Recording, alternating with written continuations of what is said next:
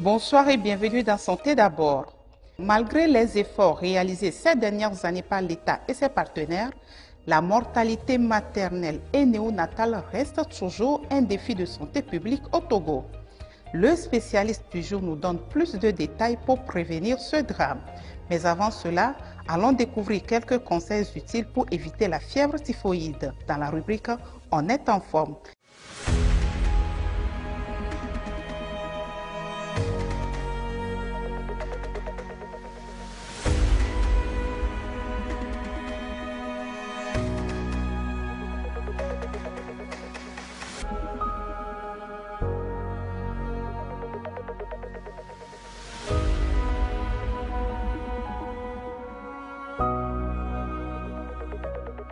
La fièvre typhoïde, c'est une maladie d'abord infectieuse qui est très contagieuse et c'est une maladie du tube digestif.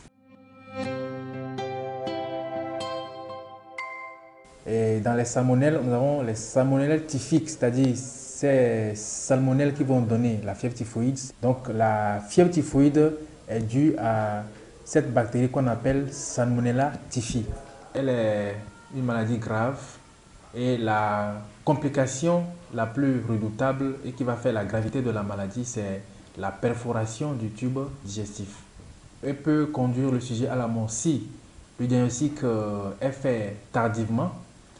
Et pire encore, si on aboutit au stade de complication, notamment la perforation du tube digestif. La fièvre typhoïde fait partie de l'ensemble des maladies dites démensales ou bien liées au péril fécal. On entend par péril fécal l'élimination des sels dans l'environnement. Et donc, ça veut dire que la fièvre typhoïde est liée également à un déficit de l'hygiène, soit de l'hygiène environnementale ou bien de l'hygiène alimentaire. La personne malade ne peut pas d'emblée savoir que c'est une fièvre typhoïde, mais seul le personnel soignant ou bien le clinicien peut avoir des orientations. Mais au niveau des signes cliniques, la maladie évolue en deux phases. La première phase, qu'on appelle généralement le premier septénaire, est marquée par une fièvre qui est d'emblée élevée au début de la maladie. Et à cette fièvre va s'accompagner des céphalées, c'est-à-dire les maux de tête, une fatigue intense, des douleurs abdominales, des signes digestifs à type de diarrhée d'intensité variable. Mais dans le cas de la fièvre typhoïde, la diarrhée n'est pas au premier plan de la maladie. Et dans la deuxième phase, la fièvre est toujours là, une fièvre qui est là en plateau, donc la fièvre elle ne baisse pas. Et à cette fièvre va s'accompagner également des signes digestifs. Maintenant, la constipation va être peut-être remplacée par une diarrhée d'intensité variable. Et lorsque la maladie évolue, on peut avoir également des signes neurologiques à type de somnolence ou bien de l'inversion du sommeil, c'est-à-dire que la personne dort beaucoup pendant la journée et puis est éveillée la nuit. En général, lorsque la fièvre augmente également, le rythme cardiaque doit augmenter. Mais dans la fièvre typhoïde, il y a un paradoxe. La fièvre augmente, mais le rythme cardiaque ne suit pas. Et c'est également un signe caractéristique de cette maladie. Et donc, à ces manifestations cliniques, maintenant, il faut aller aux examens complémentaires. La prévention passe par l'hygiène, l'hygiène de l'environnement et puis l'hygiène alimentaire. Donc, se laver correctement les mains après avant de manger ou bien après les toilettes, laver correctement les aliments qui doivent être consommés crus, c'est-à-dire les crudités, les légumes avant leur consommation. Et puis, il faut que la population ait également accès à une eau potable parce que la contamination également passe par l'aliment ou bien l'eau qui est souillée. Couvrir les aliments. Mais également, il y a une vaccination qui fait partie de la prévention. Donc, il existe un vaccin contre la fièvre typhoïde. Il faut exhorter la population à se faire vacciner. Lorsqu'on donne un médicament pour faire baisser la fièvre chez l'enfant et que malgré tout ce qu'on fait, le résultat n'est pas ce qu'on veut, il faut rapidement consulter un personnel soignant, bien aller à l'hôpital, plutôt que de vouloir chercher à mettre des antibiotiques et sans savoir exactement ce que la personne a. Et donc, lorsque on s'adonne à l'automédication pendant que l'inflammation ou l'infection évolue, ça peut être très grave et puis fatal lorsque on sera devant les spécialistes pour la prise en charge.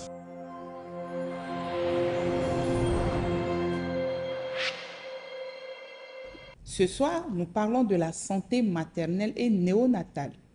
Selon les estimations de l'Organisation mondiale de la santé, une femme meurt pendant la grossesse ou l'accouchement chaque 2 minutes, environ 830 femmes chaque jour.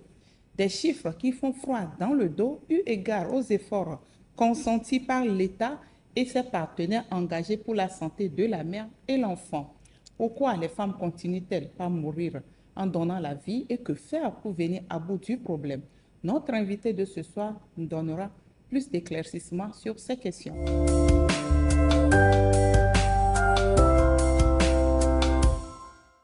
Et pour aborder le sujet qui nous réunit ce soir, je suis avec Dr Bingo Mboche. Il est gynécologue obstétricien, chef service médical de l'Association togolaise pour le bien-être familial et président du SCOT. Docteur, bonsoir. Bonsoir, Olive. Tout ça là pour vous seul. Comment vous allez? Je vais bien et vous-même? Oui, je vais bien. La SCOT, c'est la Société des gynécologues obstétriciens du Togo. Merci d'avoir accepté une fois encore répondre à notre invitation. Et avec vous, nous allons parler d'un sujet, pas des moindres, un sujet qui intéresse autant nous, les communicateurs, autant vous, agents de santé, et le gouvernement togolais, n'est-ce pas? Oui, effectivement, oui, la mortalité maternelle et néonatale, c'est un problème de santé publique et c'est toujours un problème d'actualité. Donc, il serait quand même intéressant qu'on puisse conjuguer donc, nos efforts pour réduire drastiquement ces taux qui demeurent encore élevés dans notre pays. Pourquoi une femme peut-elle mourir en donnant la vie? Rita Wassi a posé cette question à quelques concitoyens. Voici les réponses qu'elle a recueillies pour vous. Ce qui peut causer la mort d'une femme lors de son accouchement, si cette femme n'est pas bien choyée lors de sa grossesse auprès de son mari, et si elle ne suit pas les consultations prénatales, ça aussi ça peut causer la mort. Et puis les médicaments qu'on prescrit lors des rendez-vous, si elle ne prend pas bien ces médicaments aussi, ça peut causer. On peut souligner plusieurs critères qui causent les décès des femmes. En première position, on peut parler des conditions dans lesquelles se trouvent ces femmes. Et en deuxième position, on peut parler de situation de vie. On peut parler de leur manière d'agir. Bon, elles ne sont pas trop informées. Quand une femme est enceinte, ce qu'elle doit faire, ce qu'elle ne doit pas faire. Parfois, les conditions de vie poussent certaines femmes à faire des activités qui ne sont pas dans les normes d'une femme enceinte. Des fois, tu vois une femme enceinte qui transporte les lourds charges au grand marché, les trucs là, juste parce qu'il n'y a pas les moyens. Souvent, dans les petites cliniques, on peut trouver tout de suite, il y a quelqu'un qui a son bac, qui dit il va faire l'infirmerie, il va là-bas, bon, 1, 2 mois, le responsable de l'hôpital, il les laisse faire tout ce qu'ils veulent. Ça cause beaucoup de décès côté femme. Elle a tenu et doré l'intime. Bon, que nous, nous, conduisons. Donc, automatique, on y avait une de founon. Donc, nous, j'ai la home. Elle a tenu. La terre est couverte d'enfants. Nous faisons faire nos conduits. Donc, tu as la poubelle que déjà l'intérieur, déjà elle est nuée. On t'a chargé la mère. Premièrement, ça provient de nous aussi. Les docteurs nous demandent, il faut faire tes analyses. Parce qu'au moment de la grossesse, il y a beaucoup d'analyses à faire. D'autres femmes ne font pas ça pour permettre aux docteurs aussi de voir comment est ton bébé, comment se produit la grossesse. Et au moment où tu vas accoucher, voilà qu'il y a le bébé qui est mal formé ou bien il y a quelque chose qui se passe.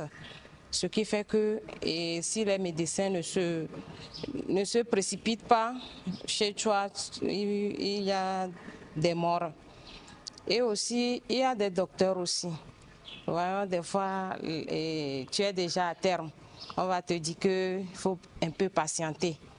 Or, le bébé est là. Au lieu de se presser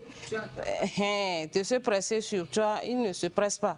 Ce qui arrive aussi que les bébés décèdent ou bien la maman décède ou des fois les deux décèdent en même temps. Chez certaines femmes, au moment de la grossesse, si la personne n'a pas pu suivre véritablement la consultation, La première des choses. Et il y a certaines femmes aussi, tu vois, au moment de l'accouchement, s'il vous plaît, peut-être la personne a déjà 4 ou 5 enfants. Et au moment de la 5e naissance, le docteur peut dire à la personne, la façon donc, au moment de la grossesse, de la constatation et tout, tu dois prendre le repos un peu. Et certains n'acceptent pas prendre le repos, donc ça peut causer ça aussi. D'autres personnes, c'est Dieu même qui propose ça. La personne s'en va à l'accouchement et elle ne retourne pas. Et chez certaines, la maman et les bébés. Donc tout, on remet tout dans les mains de Dieu qui n'a qu'à nous aider tout. Parce que c'est lui qui sait ce qui reste. Nous, on ne sait pas. C'est lui qui donne aussi la naissance. C'est pas nous.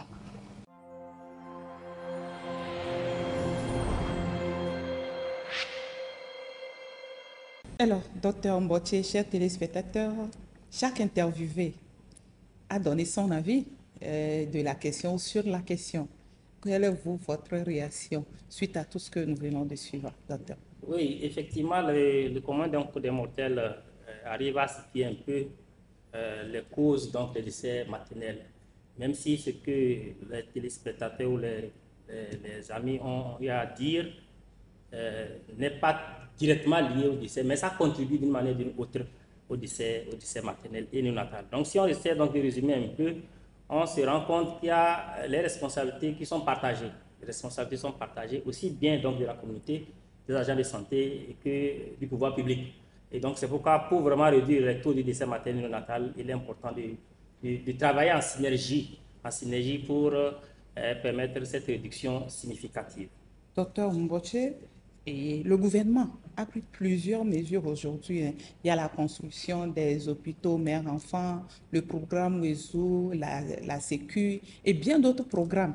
Rien que pour réduire les chiffres liés au décès maternel. Est-ce qu'aujourd'hui, on peut remarquer sur le terrain la réduction de ces chiffres?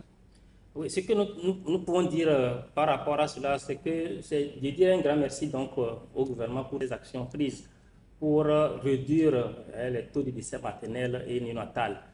Qu'est-ce que je peux dire sur le constat que nous faisons chaque fois donc lors de nos statistiques hospitalières?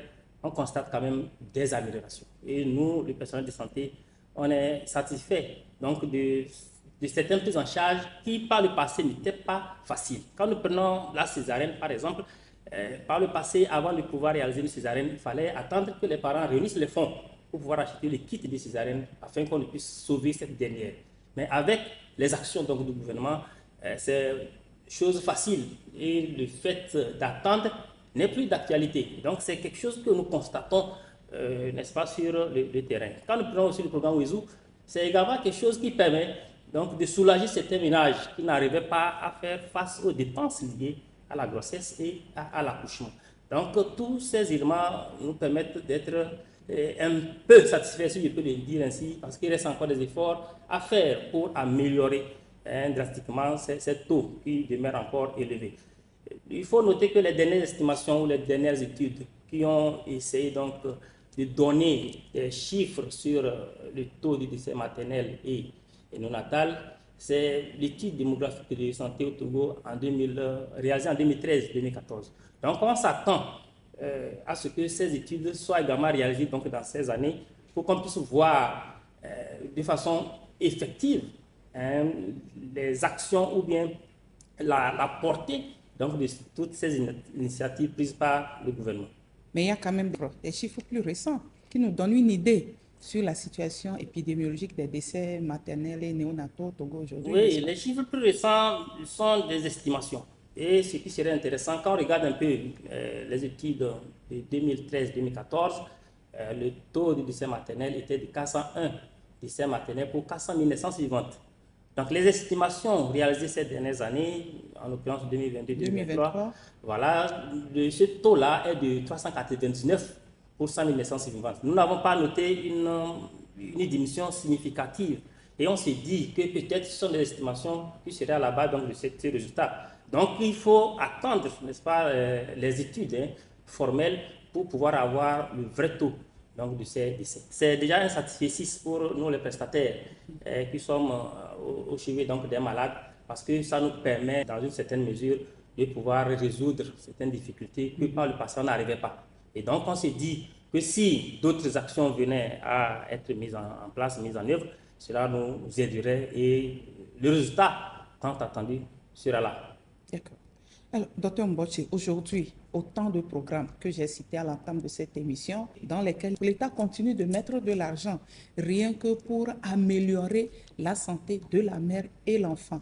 Pourquoi les femmes continuent-elles de mourir dans nos hôpitaux, malgré tout ce dont on vient de parler? Oui, plusieurs raisons peuvent encore expliquer cette situation. Et quand nous prenons la première raison, c'est ce que nous qualifions donc du premier retard. Le premier retard, c'est quoi? C'est que la femme enceinte n'arrive pas à prendre cette décision d'aller à l'hôpital. On se dit, ou elle pense que la grossesse est un état physiologique et donc du coup, on n'a pas forcément besoin des soins pour se dérouler correctement. C'est une erreur. Donc il y a ce premier retard, ou même lorsqu'il y a un petit problème, la femme ou le couple et la famille prennent un retard avant donc de demander les services de santé. Ça peut contribuer, n'est-ce pas, à permettre à ce que la situation soit presque intacte. Le deuxième retard, c'est que lorsque cette dernière, la femme et sa famille ou toute la communauté prend la décision d'aller vers une formation sanitaire, d'aller consulter, il y a les moyens pour pouvoir arriver dans cette formation sanitaire. Difficulté peut-être des voies ou encore des moyens de déplacement pour que cette femme qui est en état de souffrance puisse quitter sa maison et parvenir à une formation sanitaire. Donc ça, c'est le deuxième retard qui peut expliquer, n'est-ce pas, les taux de décès maternel et néonatal. Le troisième retard, c'est que des fois, quand le malade, après avoir dépassé tous ces premiers retards, arrive à la formation sanitaire, elle n'arrive pas à être prise en charge rapidement. Parce que parfois, nous avons ce qu'on appelle la congestion des urgences. Le malade arrive dans un état critique, mais arrivé, il y a déjà d'autres urgences. Donc, du coup, on ne peut pas laisser les autres urgences pour s'occuper, n'est-ce pas, de l'urgence qui est arrivée, alors que l'urgence qui est arrivée est peut-être extrême. Donc, cette situation également peut faire que le malade ne puisse pas survivre de son état de grossesse et de l'état critique qu'elle est en train de vivre. Donc, voilà un peu les trois retards qui font que les taux de décès maternel et néonatal continuent toujours par être d'actualité, malgré les efforts donc, du gouvernement. Et c'est pourquoi nous disons que c'est vrai, les efforts sont faits, certes, mais il y a encore faire à tous les niveaux. Et pour le faire, ce n'est pas seulement que donc, du pouvoir public, mais ça concerne aussi les médias. Et c'est pourquoi nous saluons la chaîne mère pour tout ce qu'elle fait pour donner l'information, la bonne information. Parce que pour que les choses changent ou pour qu'une personne change de comportement, il faut que cette dernière soit sensibilisée. Donc il faut qu'on donne donc de bonnes informations à la population concernant, n'est-ce pas, la grossesse et toutes les complications qui peuvent survenir au cours de la grossesse. Donc une fois que le malade ou une fois que la femme enceinte est devant ou se retrouve devant une des complications, elle ne va pas hésiter à consulter un prestataire dans une formation sanitaire agréée par l'État. Et il est également important que le personnel médical soit de qualité et en nombre suffisant pour pouvoir prendre en charge toutes les femmes enceintes qui ont besoin donc des services des prestataires de soins pour que ces dernières puissent être correctement prises en charge. Parce qu'une fois même que le malade ou la femme enceinte prend cette décision d'arriver dans une formation sanitaire et qu'elle n'arrive pas à retrouver un personnel qualifié, ça veut dire que ça ne va pas vraiment nous aider à réduire les taux de décès maternel et néonatal. La troisième chose, c'est mettre en place un mécanisme donc, de transfert ou de référence. Parce que ça également, c'est une autre difficulté. Parce que la décision est prise. Il faut référer la femme donc, de l'unité de soins périphériques vers un niveau plus équipé. Mais on est confronté au moyen donc, de transport. Donc, il serait quand même important qu'on puisse mettre, en plus donc, de toutes les initiatives, toutes les actions prises par le gouvernement, qu'on puisse mettre également donc, des moyens de déplacement, et des moyens de déplacement à un prix très abordable pour permettre à toute personne nécessiteuse de pouvoir se rendre donc, dans une formation sanitaire de niveau supérieur pour bénéficier donc, des soins de qualité. Alors, docteur, vous avez évoqué les complications qui peuvent survenir pendant la grossesse. Est-ce que vous pouvez revenir un peu plus en détail sur ces complications? Oui, les complications qui peuvent survenir au cours donc, de la grossesse et c'est ces complications, malheureusement, parfois, qui emportent les gestantes, les femmes. Ce sont des complications hémorragiques. Oui, une femme tombe enceinte qui saigne, ce n'est pas normal. Le saignement peut être au cours donc, de la grossesse ou au cours donc, de l'accouchement ou même les 42 jours suivant l'accouchement. Donc, une femme qui saigne au cours de la grossesse ou même après l'accouchement ou au cours de l'accouchement, ce n'est pas une bonne chose. Donc, c'est une complication qui nécessite une prise en charge rapide et rigoureuse. Le deuxième type donc, de complications qui emporte aussi les femmes, c'est l'hypertension artérielle et ses complications. La tension artérielle de la femme peut s'élever au cours de la grossesse. Peut-être en rapport avec la grossesse, ou peut-être la femme était hypertendue même avant de tomber enceinte. Et la grossesse viendra compliquer cette situation. Donc, lorsqu'on ne prend pas en charge correctement cette hypertension, on aura d'abord des complications qui peuvent emporter la femme. Le troisième type donc de complications, ce sont les complications infectieuses. Oui, il y a des complications infectieuses, aussi bien au cours de la grossesse que pendant le travail d'accouchement ou même après l'accouchement. Donc c'est pourquoi toutes les phases, toutes les étapes donc, du déroulement de la grossesse, de l'accouchement et des suites de couches, sont des étapes qui sont à surveiller. Parce que des complications peuvent survenir à tout moment, et ces complications peuvent emporter aussi bien la maman que le nouveau-né. Parce que ça aussi, c'est un autre aspect. Parce que le nouveau-né, ou le nouveau-né, oui, est également paie un lourd tribut. Les accouchements prématurés. Et nous saisissons donc, n'est-ce pas, cette occasion pour rappeler que l'accouchement prématuré, selon l'OMS, c'est à partir de 22 semaines d'aménorrhée.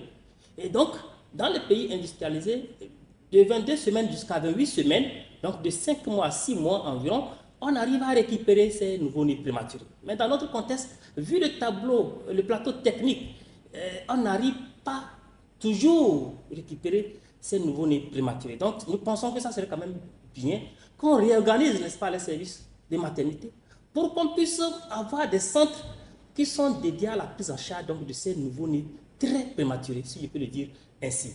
L'autre chose, c'est les infections néonatales. Oui, les conditions dans lesquelles l'accouchement doit se faire, il faut que ces conditions soient vraiment correctes et respectent les mesures d'asepsie pour éviter que le nouveau-né, là, qui est très fragile, n'ait pas des infections qui puissent l'emporter. Donc, il y a toutes ces dispositions qu'il faille prendre pour rassurer, bien pour assurer une survie de la mère et de son nouveau.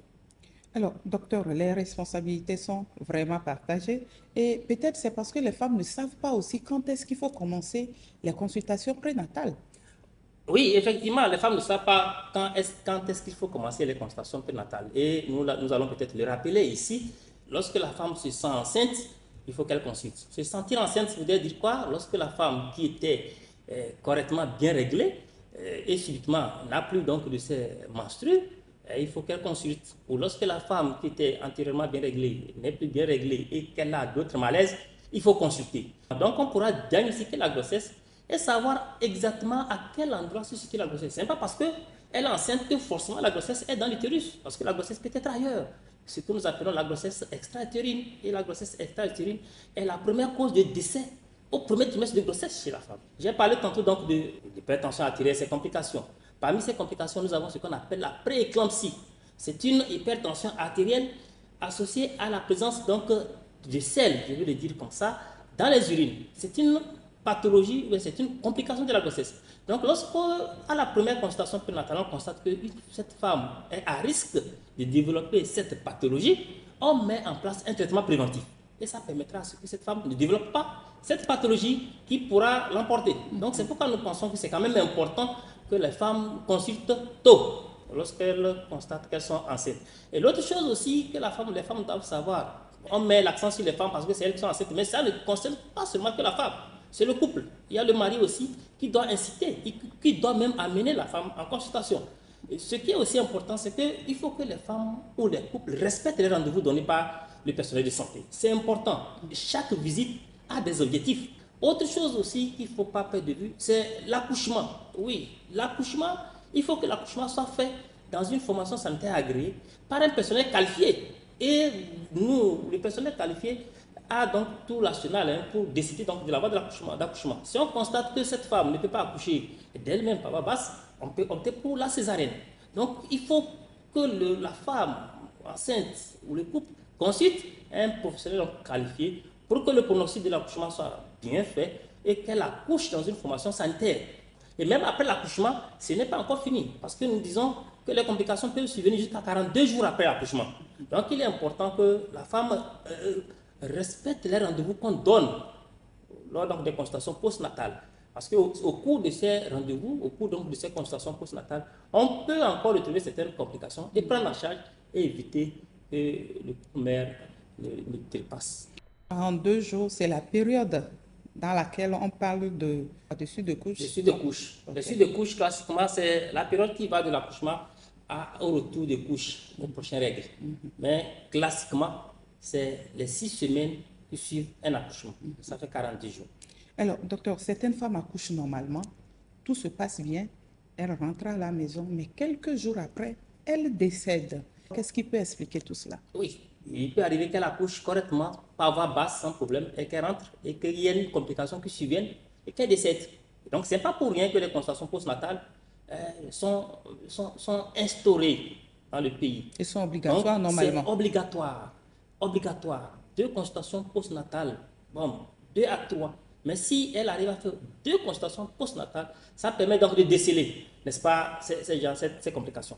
Quand je prends une complication qu'on peut avoir au cours de la grossesse, la prééclampsie, où on a la tension qui est élevée, la tension artérielle qui est élevée, avec la présence donc, du sel donc, dans les urines, cette femme-là va avoir la prééclampsie, elle peut accoucher, mais elle va faire une complication qu'on appelle l'éclampsie. L'éclampsie, c'est une complication de la prééclampsie qui est caractérisée par la survenue donc, des crises. Des crises. Donc, vous allez constater qu'une femme qui était correctement, qui causait avec vous, se met à battre donc, de tout son corps et qui sombre dans le coma. Et donc, si on ne fait pas attention, cette femme peut mourir. Alors que lorsque la femme accouche, on se dit non, les complications ne sont pas encore à l'abri. Donc, il faut qu'on continue par respecter les rendez-vous donnés par le personnel de santé. Et comme je l'ai dit, les décès qui surviennent après l'accouchement, les 6 semaines après l'accouchement, sont également qualifiés donc des décès maternels. Décès maternels, on rappelle, c'est ce décès-là qui survient au cours de la grossesse, pendant l'accouchement et les 42 jours suivant l'accouchement, dont la cause est liée à la grossesse ou encore la cause est aggravée par cet état de grossesse. Voilà un peu. D'accord. Docteur, vous nous avez situé les causes évitables et les causes non évitables. Quand on parle d'hémorragie, ce n'est pas toujours évitable, par exemple. Non, les causes évitables, l'hémorragie peut être parmi les causes évitables. Oui, l'hémorragie peut être parmi les causes évitables. Lorsque nous prenons les hémorragies au cours de la grossesse, la femme n'a pas encore accouché, c'est au cours de la grossesse. Nous avons parlé donc d'une première cause de décès au premier trimestre, la grossesse extra-utérine. La grossesse extra-utérine, l'hémorragie donc de cette grossesse extra-utérine peut être évitée. Peut être évitée lorsqu'on fait le diagnostic précoce. Quand on fait le diagnostic précoce, on fait le traitement approprié pour éviter que la grossesse extra-utérine ne se rompe. C'est la rupture de la grossesse extra-utérine qui donne cette hémorragie interne et qui peut emporter la femme. Donc, c'est une cause évitable. L'autre cause, c'est le placenta que nous qualifions dans notre jargon placenta prévia. Le placenta n'est pas bien inséré. Le placenta est situé à quelque part où ça peut saigner. Donc, lorsqu'on suit correctement la femme qui présente cette situation, on sait, on a avisé que la femme-là porte un placenta prévia. Et donc, on prendra toutes les dispositions pour qu'elle ne saigne pas beaucoup. Et parfois même, on peut être amené à faire des césariennes pour sauvetage maternel, parce qu'elle saigne abondamment. Mais si la personne ne vient pas à l'hôpital, va saigner, vider de son sang à la maison, ça serait difficile. Autre complication qu'on peut avoir, on appelle décollement prématuré du placenta normalement inséré. C'est au cours de la grossesse. Donc, lorsque la femme est habituée à se rendre donc, dans les formations sanitaires, devant un petit symptôme, elle va s'y rendre.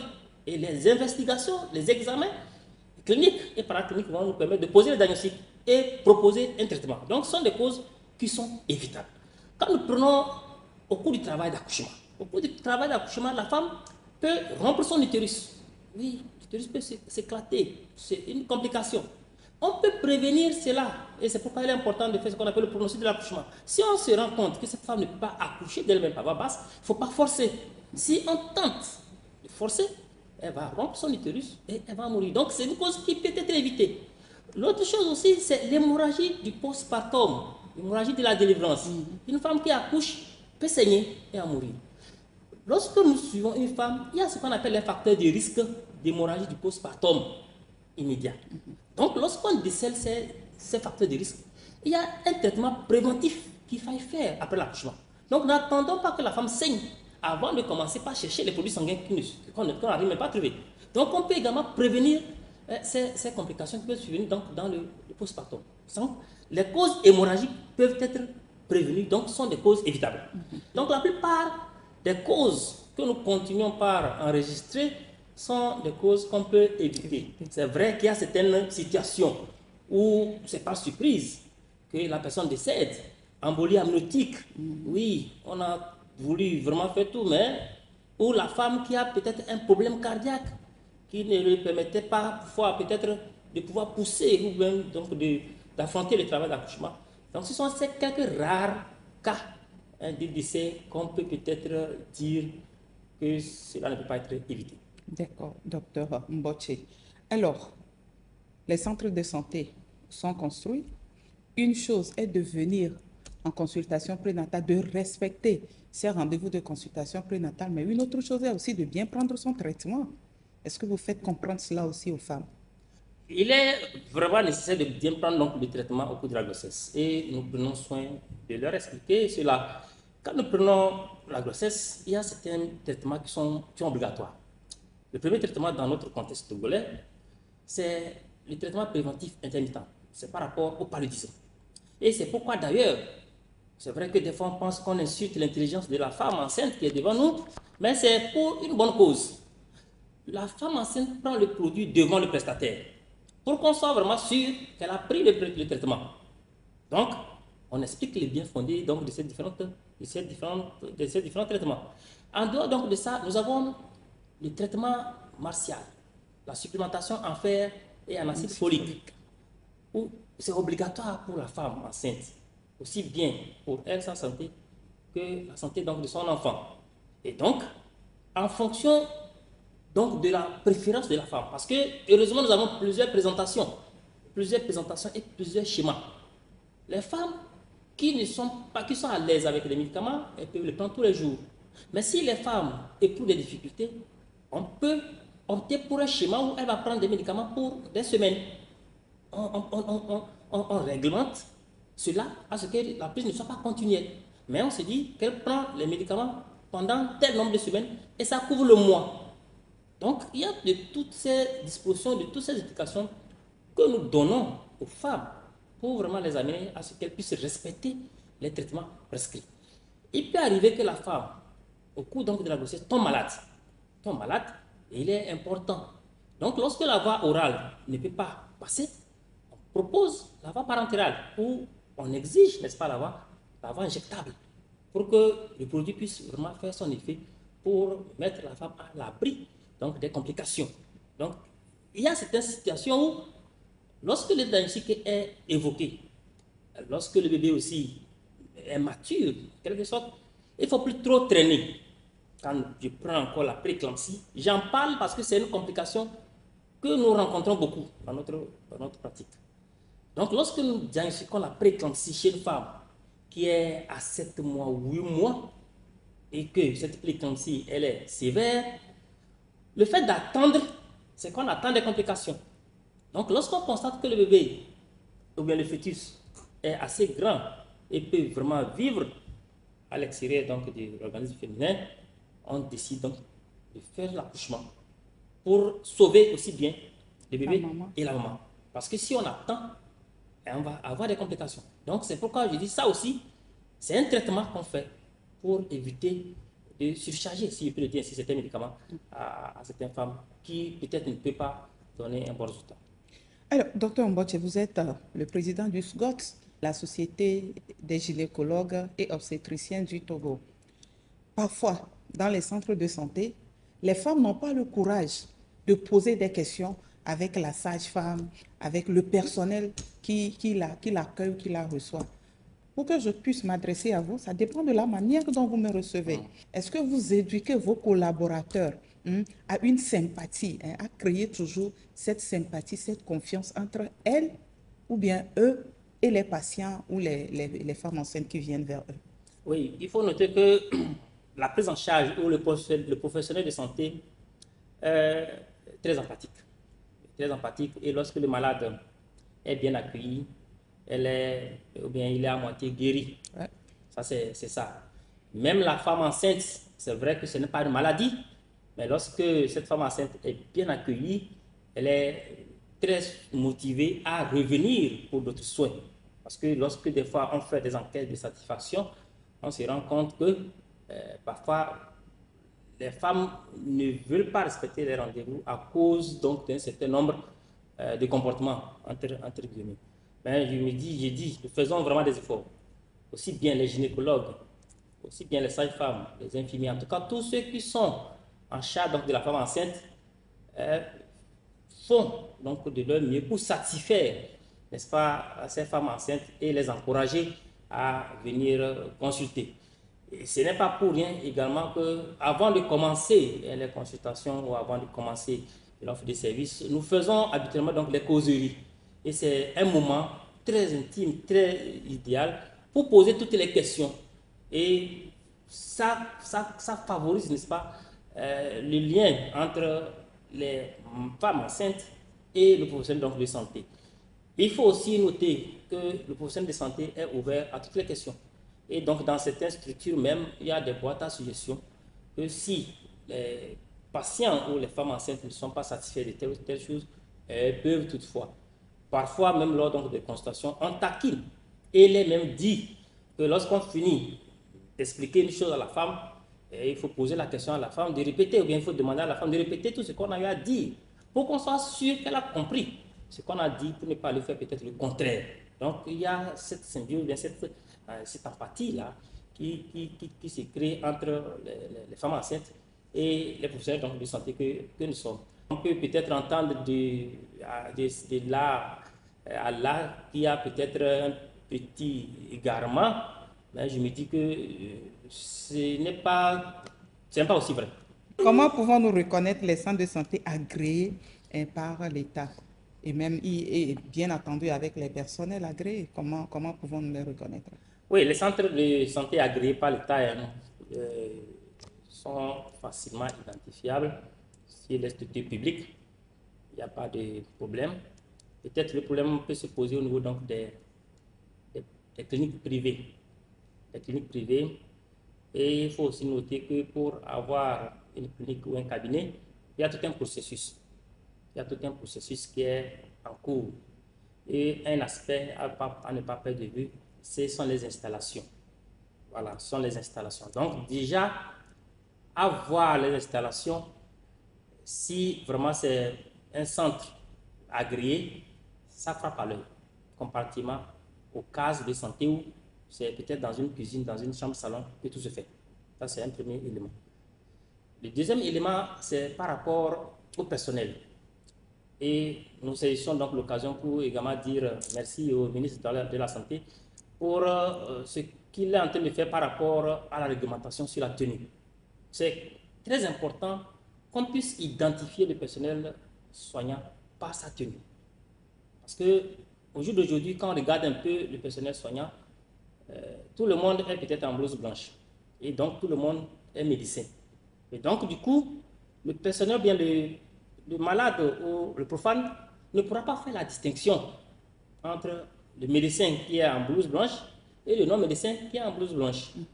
Donc, la réglementation qui permettra ce qu'on puisse identifier un professionnel par sa tenue permettra, en plus donc de la sensibilisation, à ce qu'on puisse faire la part des choses et ne pas aller s'adonner peut-être à un individu qui ne s'y connaît pas en la matière. Et l'autre chose, c'est que les centres qui ne sont pas agréés, malheureusement, pullulent.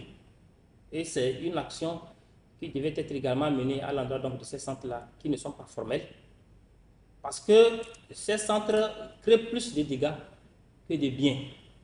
Et malheureusement, c'est ces centres-là qui font plus de publicité et que les communs mortels, ne connaissant pas la part des choses, peuvent se rendre là-bas facilement Et c'est quand ça tourne mal qu'on refait maintenant dans les centres agréés, alors que nous sommes déjà à un stade très avancé, très tard. Et malheureusement, on n'arrive pas à récupérer. Donc, pour reconnaître les centres, il y a d'abord la tenue du personnel qui est là. L'autre chose aussi, c'est comment le centre se présente. Parce que le centre de santé doit avoir une configuration, doit avoir une architecture qui réponde, n'est-ce pas, à un centre d'offre de soins.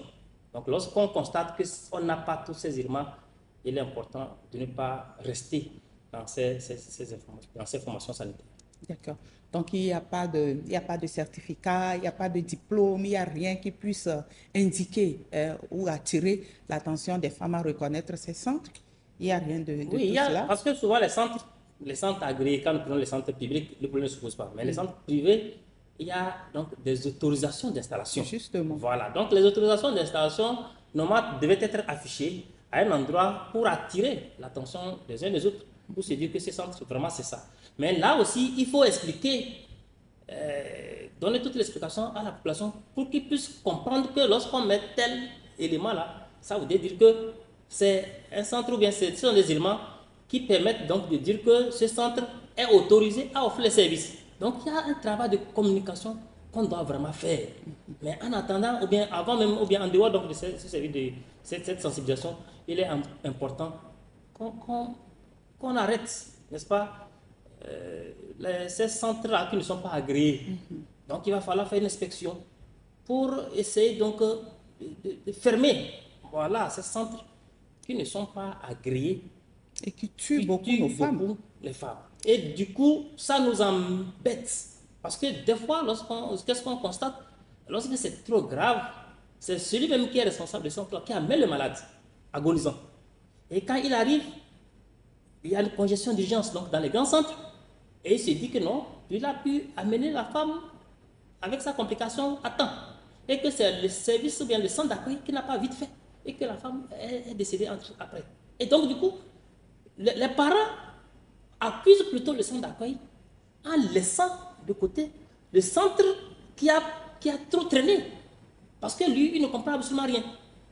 Vous convenez avec moi qu'une prestataire qui ne s'y connaît pas va se mettre à vouloir accoucher une femme qu'on a eu à césariser 2 ou 3 fois parce que le bassin n'est pas bon. Non, la personne ne comprend absolument rien. Et cette femme, si elle rompt son utérus et qu'elle arrive dans un centre d'accueil et qu'elle décède, on ne va pas accuser là où elle est restée, mais on va plutôt accuser le centre où on l'a admise en se disant que non, on ne l'a pas vite pris en charge. Alors qu'il peut arriver même que parfois, en fonction donc de l'état d'urgence, on peut beau prendre en charge le malade, mais ce malade finira par mourir. Donc voilà un peu ce que je peux en ajouter. Mais docteur, vous êtes aussi le président du SCOT. Est-ce que ceci aussi devait être inscrit dans vos objectifs, dans vos combats du quotidien? Oui, ça fait partie donc de nos objectifs. Notre but, c'est d'améliorer, n'est-ce pas, la santé de la mère et de l'enfant. C'est notre but ultime. Et pour cela, il y a un certain nombre d'actions que nous faisons pour vraiment aider les actions donc, du gouvernement en la matière. On voit souvent le ministre de la Santé, il fait souvent beaucoup de descentes sur le terrain. Si vraiment vous vous joignez, vous l'accompagnez dans cette bataille, ça va vraiment nous arranger, nous, en tant que population. Et effectivement, ce sont les actions qui sont inscrites donc, dans notre plan d'action et que nous avons déjà fait par le passé. Et ce qui fait que même pendant certaines périodes, nous organisons donc des campagnes foraines pour pouvoir aider les populations qui sont démunies à faire face à certaines difficultés sanitaires. Docteur Mbotié, il y a également des comportements à proscrire lorsqu'on se sait enceinte pour notre bien et le bien du bébé qu'on porte, n'est-ce pas? Oui, effectivement. Quels peuvent être ces comportements? Oui, lorsqu'on est enceinte, c'est vrai, il y a certaines choses qu'il ne faut pas faire, la femme enceinte ne doit pas faire. Les consommations d'alcool, du tabac, de la drogue sont des choses à proscrire lorsque la femme est enceinte. Les activités pénibles, oui. Il y a un donc des gens que vous avez interviewés qui a soulevé un aspect concernant les travaux forcés qui peuvent à la longue être à la base donc, de décès. Effectivement, parce que lorsqu'on est enceinte, quand on dit on est diminué, donc on ne peut plus s'adonner à des activités de force.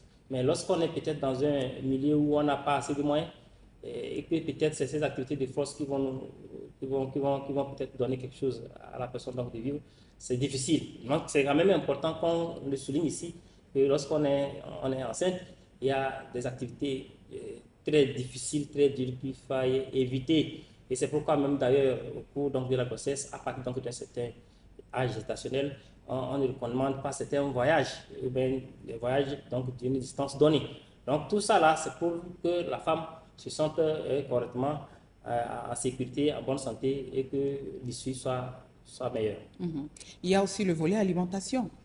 Une femme enceinte doit manger équilibré, ça c'est important. Une femme enceinte doit manger équilibré, et parce que cette femme enceinte a besoin de nutriments aussi bien pour elle que pour son bébé. Et lorsque l'alimentation de la femme est pauvre en vitamines, ça crée donc des problèmes chez le fœtus. C'est un problème, y compris les malformations. Donc, lorsque la femme enceinte mange équilibré, ça permet donc de protéger elle-même sa santé, d'éviter d'avoir des maladies. Bon, les aliments équilibrés, c'est tous les aliments qui contiennent presque tous les éléments. Donc, on a parlé donc des glucides, des lipides, des protéines et des légumes, voilà, ces minéraux, les fruits, les vitamines. Donc, c'est tout ça là qu'il faille mettre ensemble pour que cela soit quand même bien pour la santé du couple mère-enfant. Elles doivent aussi bien dormir, n'est-ce pas? Oui, ils doivent bien dormir, hein. Ça c'est le commandement mental. Mais c'est qu'il faut aussi noter que des fois, la grossesse fait que la femme n'arrive pas à dormir. Et des fois, nous, le professionnel de santé, on est amené à les aider. Et c'est d'éviter aussi l'automédication, surtout au cours de la grossesse. Parce que, attention, surtout quand c'est au premier trimestre, l'automédication, parce qu'il y a certains médicaments qui sont contre-indiqués au cours de la grossesse. Donc, si elle ne maîtrise pas, elle prend tel ou tel médicament, il peut arriver que son bébé court un grand risque de malformation. Aucune femme ne doit mourir en donnant la vie. Il est alors important de prendre certaines dispositions pour que l'accouchement se passe dans de très bonnes conditions. Que faut-il donc faire pour prévenir les décès maternels et néonataux? Dr Guézé nous donne quelques éléments de réponse. Le personnel qualifié en matière de soins ou de santé maternelle, c'est celui-là qui est habilité à pouvoir voir le danger de loin et anticiper dessus. Parce que la grossesse, quand elle survient, elle va prendre 9 mois et l'accouchement se prépare. L'accouchement va se préparer dès les premiers jours de la grossesse. Et donc, lorsque la femme enceinte va consulter un prestataire de soins, tout un palier de soins doit lui être donné pour pouvoir anticiper, rechercher les signes de danger qu'elle présente, corriger ce qu'on peut corriger, sachant qu'il y a certaines choses qu'on ne peut pas prévenir, mais ça peut arriver, et donc s'organiser pour que lorsqu'il y a l'imprévu aussi, pour qu'on puisse agir à temps. Voilà l'une des raisons qui fait qu'aujourd'hui, on dit ou bien on conseille aux femmes de ne pas accoucher dans une structure où il n'y a pas un bloc opératoire. Même si aujourd'hui l'État construit des centres médicaux, les CMS, où on sait qu'il n'y a pas un bloc opératoire, il y a une procédure d'évacuation, où on sait que le prestataire qui est là, la sage-femme ou la coucheuse, a certaines notions de danger, et donc dès que la femme arrive, elle examine, elle recherche les signes de danger et elle évacue à temps pour que dans la structure où il y a le nécessaire, le plateau technique qu'il faut ou adapter pour qu'on puisse offrir ce qu'il faut comme soin pour éviter certains décès. Mais force est de constater qu'aujourd'hui sur le terrain, il y a des maisons d'accouchement qui ne sont pas qualifiées et donc où les gens se permettent de prendre encore en charge ce qui dépasse leurs compétences. C'est là-bas que se pose d'abord un problème d'humilité, de la reconnaissance de ses limites. Parce que notre ministre a l'habitude d'utiliser une expression, la cécité à passer la main ou l'infirmité à pouvoir passer la main lorsque ça te dépasse. Donc, on invite d'abord tout prestataire, quel que soit son niveau de pratique, à pouvoir reconnaître ses limites et exercer dans la mesure ou bien dans le strict respect de ses limites. D'abord, ça permet d'éviter des problèmes.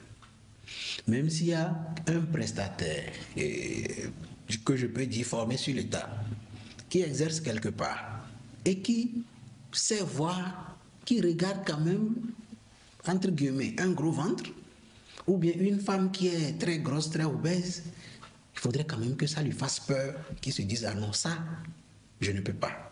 Et rapidement qu'on réfère, qu'on ne poursuive pas les intérêts pour pouvoir, bien pour vouloir tout faire partout et créer des problèmes.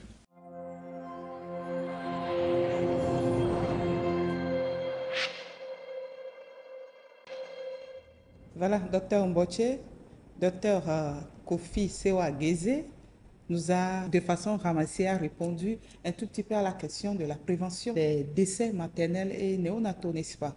Oui, effectivement, il a essayé donc de résumer comment prévenir, n'est-ce pas, ces décès maternels et néonataux. Et qu'on doit peut-être ajouter, il faut éviter donc d'avoir des grossesses précoces. Donc les jeunes filles devraient retarder leur première grossesse jusqu'à l'âge de 18 ans. Donc c'est important. Il faut également espacer les naissances. Les grossesses rapprochées sont aussi associées à des décès maternels et néonataux. Donc, il faut utiliser des méthodes contraceptives. Après un accouchement, il faut attendre au moins 2 ans avant de tomber à nouveau enceinte. Donc, il faut que les femmes puissent pouvoir respecter.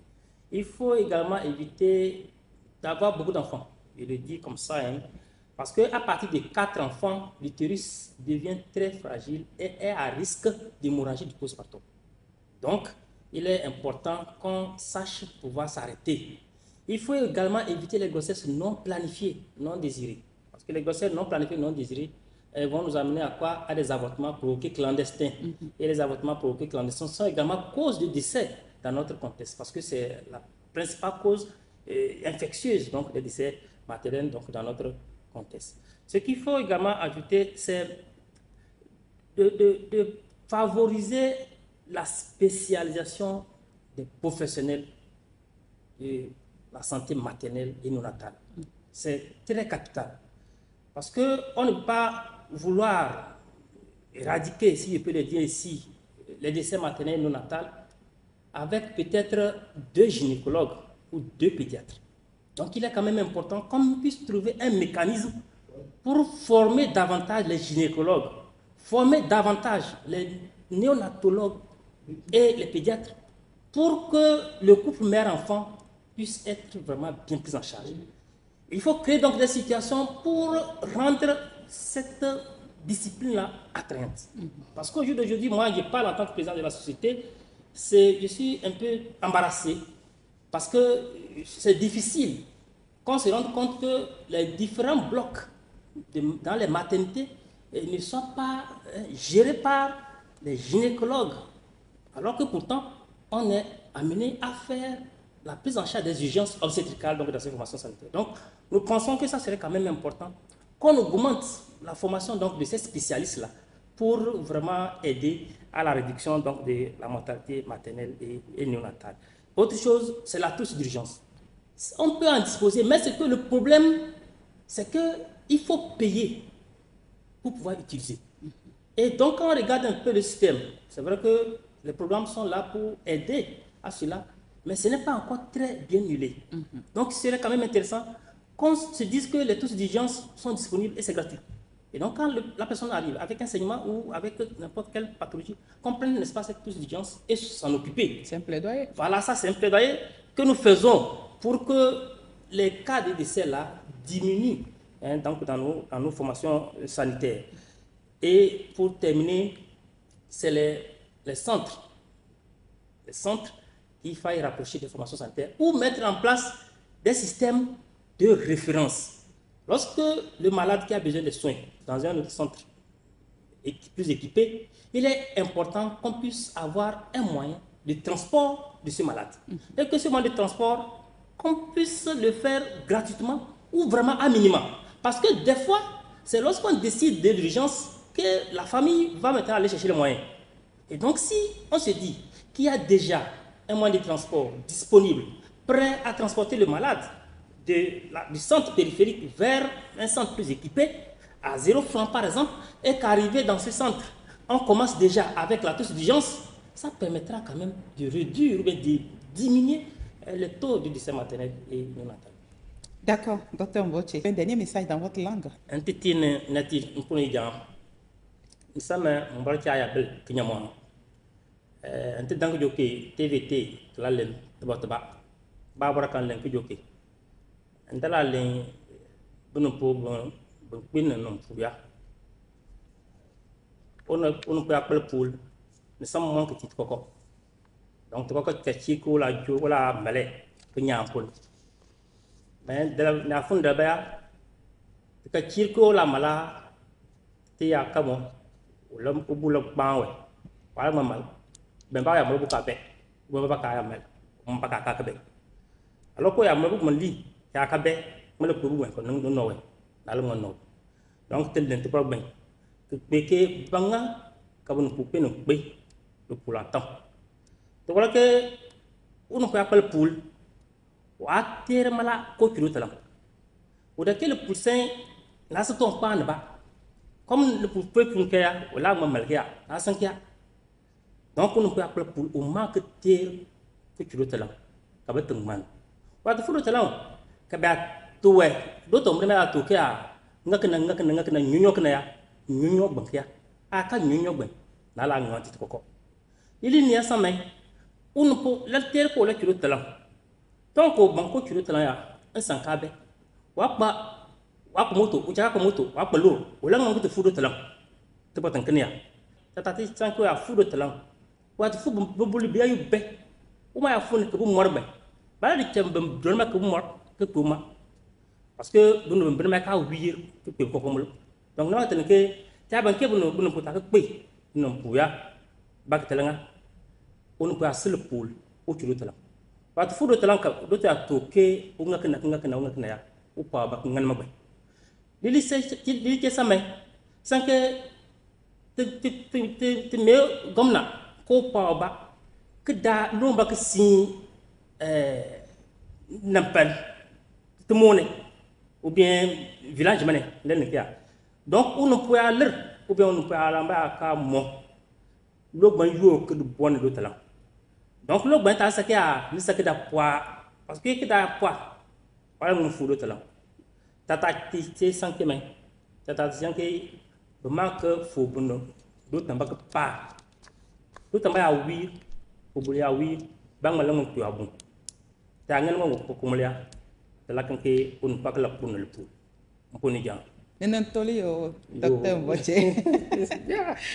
Voilà, merci beaucoup docteur Mboche. Je rappelle que vous êtes gynécologue obstétricien, chef service médical de l'association togolaise pour le bien-être familial et président du SCOT qu'on entend par Société des gynécologues obstétriciens du Togo.